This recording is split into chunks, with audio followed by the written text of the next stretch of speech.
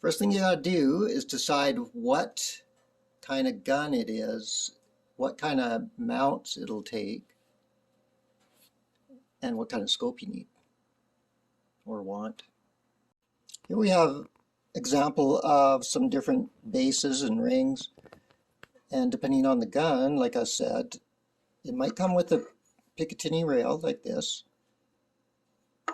or it might come with Weaver bases like this, or it might come with just nothing but the proprietary groove, dovetail groove like this.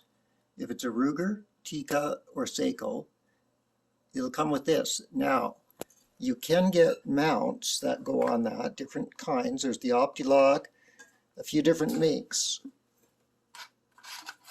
Not these ones, but luckily Tikka also comes with the drilled and tapped holes. So you can mount something like this or an X-Lock. This is also a Tally, made by Tally, and these will bolt right on. Now these are a two-part base, but let's just go with the most common, either a Picatinny rail, or a two-piece Weaver base. Now you'll mount them on there. Now the two most common sizes of scopes, when I say size, I mean the tube size. The main tube is 1 inch, which is the traditional size, and then 30 millimeter. Now you can go up to 34 millimeter as well, and maybe bigger. The 1 inch, now if you're getting a budget scope, it's probably going to be a 1 inch tube.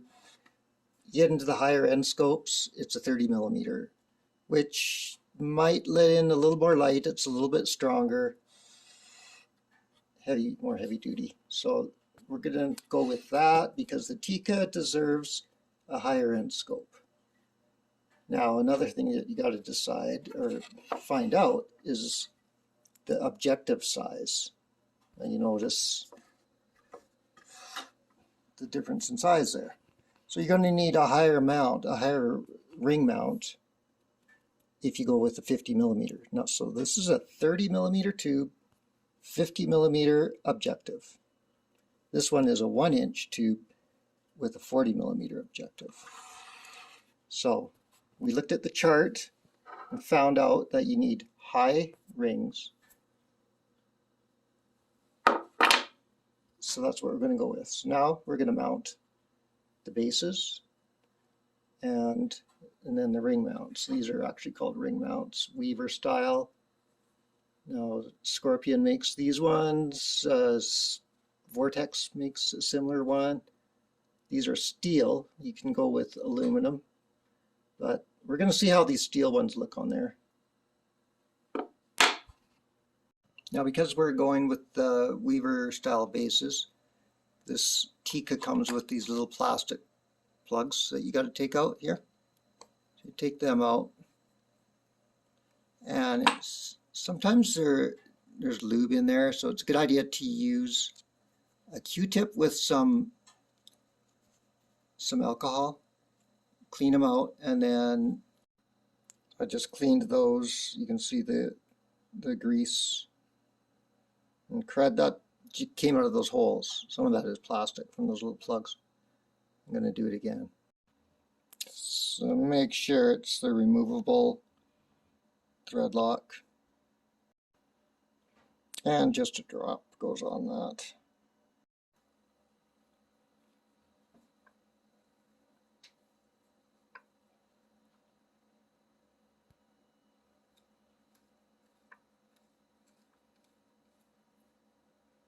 And I'll set it at about 15 to 20 inch-pounds for these little guys.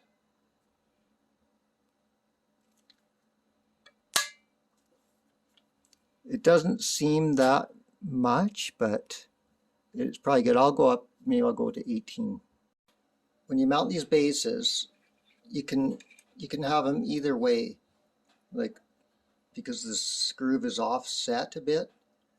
You can either have it facing in, that gives you less room to move your scope back and forth.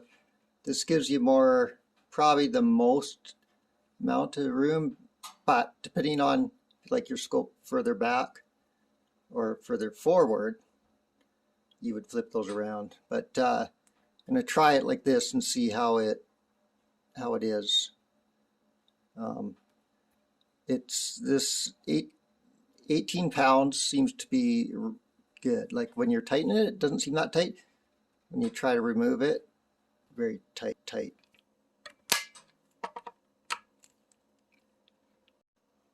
So I'm just going to put these on loose to start with.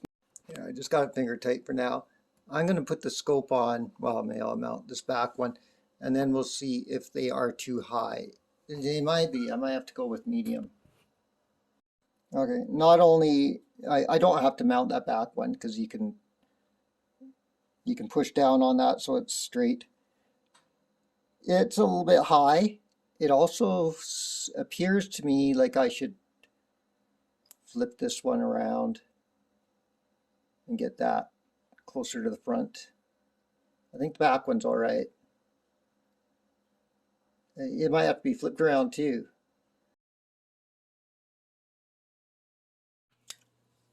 I've tried a few different. I decided to go with these. These are actually called medium. They are steel.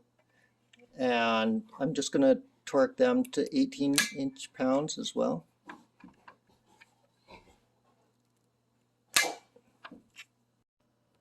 Okay, now I'm going to mount the scope. So I level the gun, make sure the gun is level. Okay, pretty level. No, looks like I can go a little bit over.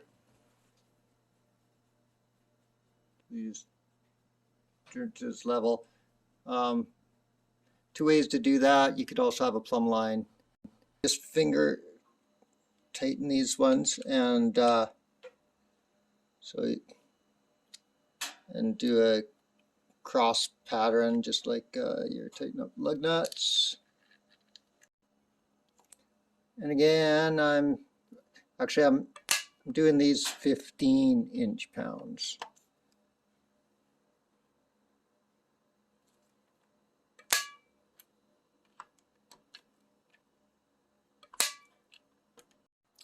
I'm going to go over a couple things on this scope. It might be there's a kind of a lot going on if you're new to a higher end scope with illumination. That's what this is. This is the illuminated reticle, and it needs a battery. It just takes a watch battery. So it's best to use a coin because it's rounded. Screwdriver doesn't fit great. Get that loose. Okay. Oh, it had a battery in there. Back to the scope. So this illuminates the reticle. In this case, it's just a dot in the middle. I will show that a little bit later when it's not so bright. Some glare here. Now this here is the parallax adjustment. Some people call it side focus. Actually, some scopes say side focus. Now this is in yards. So when you're sighting in your gun, that's when this is the most critical. Otherwise, you can probably leave it on 200 wherever you're shooting at, but it does stabilize the crosshairs, keeps the crosshairs from floating around when you move your head if the yardage is right. It also is, like I said, a fine focus. So if you're on 100 and you're shooting something really close, like 30 yards, it's going to be out of focus and the crosshairs will float. Same as if you're shooting at 500 yards. You will notice a focus difference, and you should notice, like if you move your head around, but it's not a bullet drop compensator. That a lot of people get that confused. They think, okay, I'm going to put it on 500 yards, put the crosshairs right on it, on the whatever you're shooting. This does not compensate for the bullet drop. That's what you need to get a different cap for there, a turret cap. So, and of course your windage, your elevation, and then your windage is there. This is your focus, your standard focus, and it's set pretty good right now for me. Okay, got it bore sighted.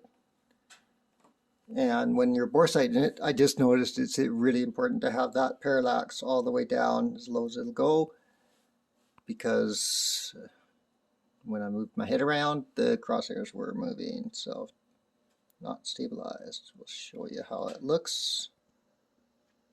So there you see the dot, and the crosshairs are right on the crosshairs on the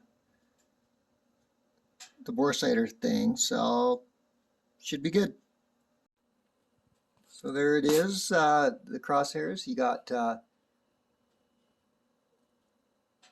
just a regular duplex, but it's a thin line going up top, thick ones, and then thin in the center. That you got the dot, and then if you want to go with the red dot, go with the red dot. But sundown, the light is more red during like sunset, so the green does show up better. I think one thing I forgot to mention on the settings is this the magnification. So this is a 4 power to 16 power. Gets you up there nice and close. That's a decent amount of magnification. I do have scopes that go up to 25 power. Now, one thing that I forget to do a lot is shut this off. So, shutting it off now. It does. You can leave it on all day, but not, a week or two. It'll go dead. This has been a Scorpion Tech tip, how to mount a scope and what to buy for mounts and bases and rings. There's your Scorpion 4-16 high grade with illumination on a Tikka.